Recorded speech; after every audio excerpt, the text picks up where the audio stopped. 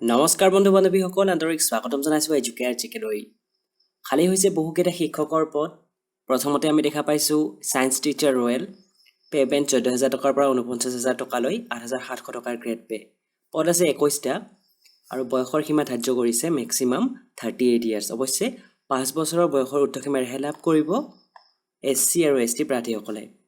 Minimum qualification BSc royal, লগতে 50% marks লাগিব, BT বা BEd আৰু লগতে টেট কোৱালিফাইড হ'ব লাগিব 55% মাৰ্কছ প্ৰতিটো কেটাগৰীত, ৰিজাৰ্ভ কেটাগৰীৰ বাবে আৰু 60% যদি জেনেৰেল কেটাগৰীৰ প্ৰাৰ্থী হয়।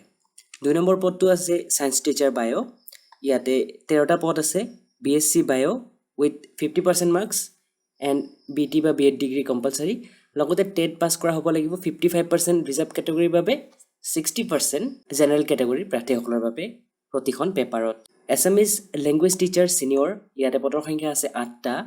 BA BSc বা BCom পাছ হ'ব লাগিব, লগতে অসমীয়া ছাবজেক্ট থাকিব লাগিব, লগতে BE বা BEd উত্তীৰ্ণ আৰু টেট কোৱালিফাইড হ'ব লাগিব 55% মাৰ্কছ ৰিজাৰ্ভ কেটাগৰীৰ বাবে, 60% জেনেৰেল কেটাগৰীৰ বাবে। 4 নম্বৰত আছে হিন্দী টিচাৰ ছিনিয়ৰ, পদৰ সংখ্যা 4টা। প্ৰবীণ বা ৰত্ন হ'ব লাগিব হিন্দীত উইথ 50% মাৰ্কছ, BEd হিন্দী এটা ছাবজেক্ট থাকিব লাগিব, 50% মাৰ্কছ ইয়াতো বিচাৰিছে, দুটাৰ যিকোনো এটা হ'ব লাগিব, লগতে BT বা BEd উত্তীৰ্ণ হ'ব লাগিব। ইয়াতে প্ৰজ্ঞান থাকিলে BEdৰ সমপৰ্যায়ৰ বুলি ধৰা হ'ব, লগতে টেট উত্তীৰ্ণ হ'ব লাগিব 55% ৰিজাৰ্ভ কেটাগৰীৰ বাবে, 60% জেনেৰেল কেটাগৰীৰ বাবে। 5 নম্বৰত আছে 30টা পদ assistant teacher intermediate, BA BSc BCom পাছ কৰা হ'ব লাগিব উইথ 50% মাৰ্কছ, লগতে BT বা BEd উত্তীৰ্ণ হ'ব লাগিব আৰু টেট কোৱালিফাইড হ'ব লাগিব প্ৰাৰ্থীগৰাকী। এছামিজ লেংগুৱেজ টিচাৰ জুনিয়ৰ 15টা পদ আছে।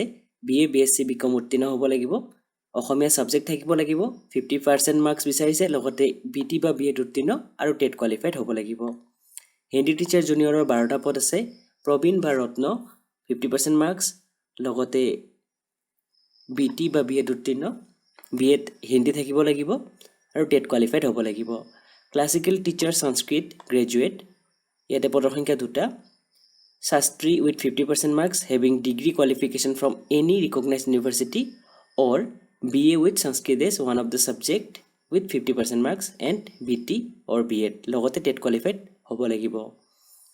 আৰু এটা পদ আছে ক্লাছিকেল টিচাৰ সংস্কৃত ইণ্টাৰমিডিয়েট, ইয়াতো ওপৰৰ দৰেই শাস্ত্ৰী with 50% marks নাইবা BEd সংস্কৃত থাকিব লাগিব 50%, BT বা BEd কম্পালচাৰী, লগতে টেট কোৱালিফাইড। চ' এই পদসমূহৰ আবেদন চলি আছে। আবেদন অফলাইন যোগে হৈ আছে। অহা 27 জুলাইৰ ভিতৰত পদসমূহৰ এপ্লাই কৰিব পাৰিব আৰু এই পদসমূহ ওলাইছে নৰ্থ কাছাৰ হিলছ অট'নমাছ কাউন্সিলৰ অধীনত বিভিন্ন গভৰ্ণমেণ্ট আৰু প্ৰভিঞ্চিয়েলাইজড হায়াৰ আৰু হাই স্কুলৰ অধীনত। অহা 27 জুলাইৰ পূৰ্বে কৰিব পাৰিব। ঠিকনাটো দিয়া আছে inspector of schools, Dima Hasao Haflong, এইটো ঠিকনালৈ পঠিয়াব লাগিব। চ' পৰৱৰ্তী সময়ত ডকুমেণ্ট ভেৰিফিকেশ্যন হ'ব, মৌখিক পৰীক্ষা হ'ব। সকলোখিনি তথ্য এডভাৰটাইজমেণ্টখনত ভালদৰে পাই যাব। সদ্যহতে আপোনালোকে এইখিনি জানি লওক 27 জুলাইৰ পূৰ্বে এপ্লাই কৰিব লাগিব এই পদসমূহৰ বাবে।